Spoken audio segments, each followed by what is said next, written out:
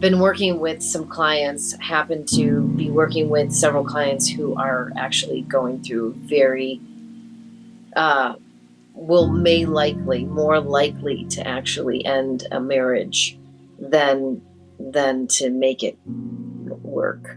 Um, and one of the themes that I have been seeing is that the one of the partners is actually putting their foot down, and they're discovering who they are in a different way and realizing that this is just not what I want to do anymore. This is not who I am. This is not what's making me feel good anymore. I don't want to be here. I don't necessarily know what I want exactly, but I know what I don't want. And by the way, that's also saying no. You're saying no to a relationship. And I am a big believer of, hey, when your time is up with someone, your time is up.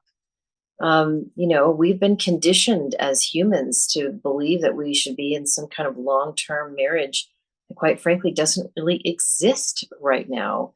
And there's nothing wrong with it if you have reached the end of the time in which two people have come together. If you can learn how to uncouple in a very conscious and thoughtful and harmonious way, you're a living example for your kids. And that's the other thing. When we stand up for ourselves, we're actually showing people around us that it's okay to do that too. And I absolutely, we want our kids to be able to say no, right? Say no to drugs, say no to wrong people that shouldn't be, that are maybe negatively influencing our kids. So we want our children to have a voice and stand up for themselves. And yet, there's a lot of mixed messaging going on where they can say no, or we're teaching them to say no, but then they can't say no to other things. And it's very, very confusing. So, It's very yeah, conditioned. it's a condition, but without clear parameters. And so, this episode is not, it's not to promote saying no to everything. It is to go within and find out what is it in your life that doesn't work for you. And maybe not so much of a reaction to a situation, but maybe it's much bigger. And ask yourself, where are you playing in this perpetual thing that doesn't feel good? And it could be a career. It could be like, I've been doing this thing that I don't like, but I'm doing it because I need money. Well, oftentimes when we release and let go, we are able to then open up the door for something greater to happen. And we don't realize that. So,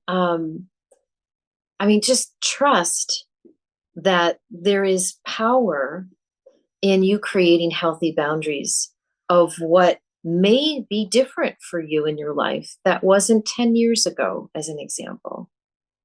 What other ways, Chris, can we give our audience some healthy ways to say no? Examples, maybe. Yeah, I think it's like dipping your toes in and just starting to test out how it feels to put up these boundaries and say no. And you can really start to test it in, let's say, your work, right? Let's say you have a boss or a manager who says, Chris, I need this by this time. And and I'm not saying do this all the time, but when you're given, let's say, a task, and you're like, I'm not going to be able to get that done. Like, I just have too many things.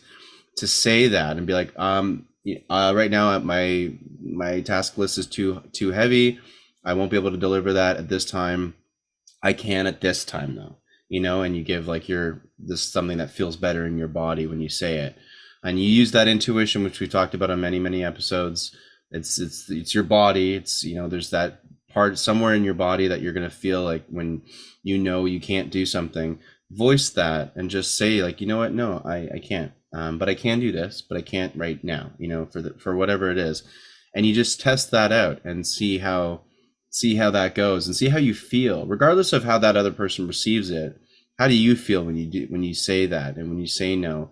And it can become something that when you tune into when you say no, again, on the most basic things, it could be anything. It can be a friend asking, "Hey, can you pick me up for us to go out to the thing today?" I'll be like, "No, I can't, but I'll meet you there." You know, for whatever reasons, whatever that is. Most of the time I can, but sometimes I can't, and I gotta say it when I can't. No, I'm not going to because of A, B, C, and D. And you just test these little things out, see how you feel, because it's the feeling of saying no, the feeling of putting up your own boundaries, which is also a feeling of self-love. When you do that, it kind of becomes addictive. And maybe not addictive is the right word, but it feels good to protect yourself. It feels good to stand up for yourself. And so when you say no, and even just these little tiny microcosms throughout your day, try it out. Grocery store, whatever the situation is, try saying no in a conscious way, and then see how you feel afterwards. And let us know in the comments what you've experienced. Yeah, I love that. I was going to say something so simple like somebody may suggest a place to eat. Yeah, you want to go have pizza tonight. And, maybe you don't really feel like it. And so instead of saying, sure, I'll whatever you want, be like, no, I'm not really in the mood for that. That's really a really interesting way to exercise. I'm also going to go so far as to say, we don't always have to say it verbally. There could be things in our life that we decide, I'm not going to do this anymore, or I'm not going to, I'm going to release this habit. Maybe it's smoking. Maybe you say no to that. Maybe instead of being exhausted and then you want to relax for the day and say, I'm going to have another drink. Maybe you say no to that. Maybe you decide at the grocery store, you can get an extra salad or you can get a chocolate bar. Now, that's up to you. I'm not telling you what to do. Maybe the chocolate bar is the best thing you can do, but you never give yourself the opportunity to do that. Maybe that's a yes. And the salad that you always have because you're so concerned about how you look on the outside can actually take a back seat. Right. So there's so many different ways that we can use this in a very minute way. It's And so it can powerful. grow. Yeah. And it's just something where you'll look back years later and go, wow, thank God that I've, made that switch to just speak up for myself a bit more. And it grows in increments and you don't really notice it.